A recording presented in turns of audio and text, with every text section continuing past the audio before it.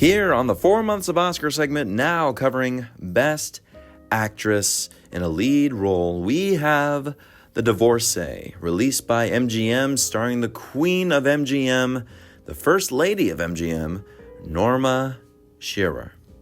Yeah, that's right, I said it correctly. What now, huh?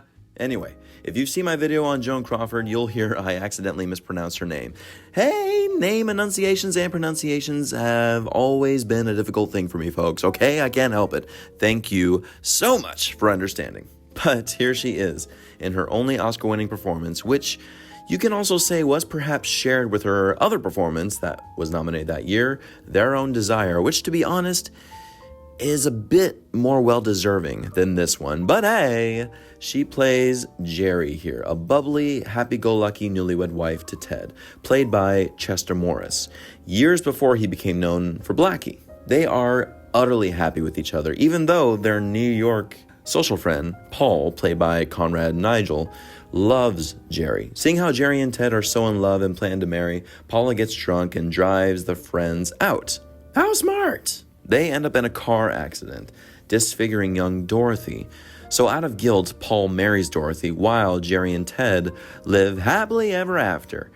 Or do they? Slowly but surely, Ted gets bored and has an affair, but tells Jerry repeatedly, "It didn't mean anything. Oh, what's the big deal?" This obviously destroys Jerry, but then at the same time, liberates her, because to get back at him, she starts to have affairs of her own. I mean, it doesn't mean anything, right? So now the question of a wife going into infidelity herself because she was hurt by her own husband's infidelity is the buzz, and will their marriage really stay destroyed, or is it possible to build back up?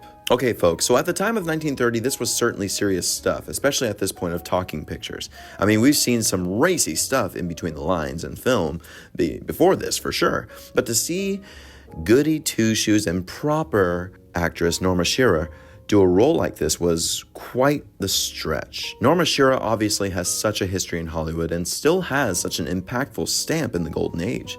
To see such a power couple of her and her innovative producing husband, Irving Thalberg, is something that legends are made of and something that really should be made into a movie. Thalberg bought the rights to the novel Ex-Wife by Ursula Parrott, but seeing that the novel is racier, they didn't want to associate themselves to the book, so they just said, based on a novel by Ursula. Norma Shearer campaigned heavily for this role because of the fact she was only known to play prim and proper ladylike socialites, and this apparently was a role she could really sink her teeth into, stretch, and really challenge herself as an artist. However, she would have to fight against Joan Crawford to get the role, who was still growing as a leading actress. Nobody, not even Norma's own husband, Irving, believed Norma could play the role of Jerry. So Norma arranged a photo shoot of her in sensual lingerie, and after seeing the photos, the producers were like, well, okay. Yeah, I guess she can do it. So Norma in, Joan out, which obviously began a feud between Joan and Norma. Joan later commented on the subject of Norma getting all the great roles since they both worked under MGM and said, "Well, what do you expect when you sleep with the boss?" Classic Joan. In all honesty, Joan, I think, should have been cast in the role of Jerry. I think it's easy to see how much oomph and weight she would have given the role, much more than Norma. God bless her.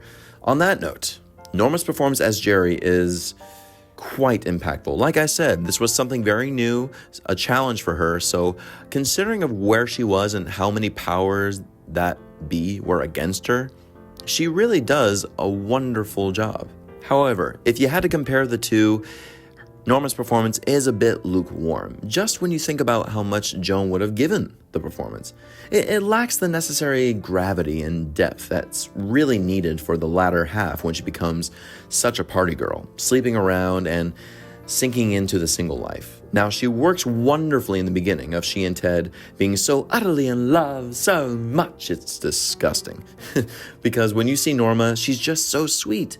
Speaking as an actor myself, I always commend an artist taking a role to stretch themselves, so they're not stuck in one type at all, and they can show the suits how much they can give any role. But damn, every time I watch that scene of her confessing to her own infidelity after Ted cheated, It is very dated in how they handle the action, very presentational, almost too theatrical, but this was a big thing at that time of 1930, declaring in the script out loud her stance on revenge, getting back at her husband, expecting her to feel shame. But then again, why the hell should she? Script-wise, it's a very human moment, which is needed and commendable, but performance-wise, a bit over the top to today's standards, but mighty and screen-breaking at the time. The rest of the performance are pretty well standard, with Chester Morris giving his consistent best. I've always liked Chester. He's always a great screen presence. Same as Robert Montgomery as Don, Jerry's initial fling,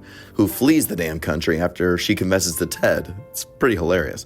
Director Robert Z. Leonard definitely guides it to fit the social norm, speaking to the kind of socialites this movie would attract, as well as the everyday audience. His shot sequences are very tight and very well crafted, and what do you expect from a fantastic director of his stature? Also nominated for Best Picture, Best Screenplay, and Best Director for Leonard, it remains a pre-code drama with some satiristic flavor that many cinephiles look at with respect because of its steps toward female liberation.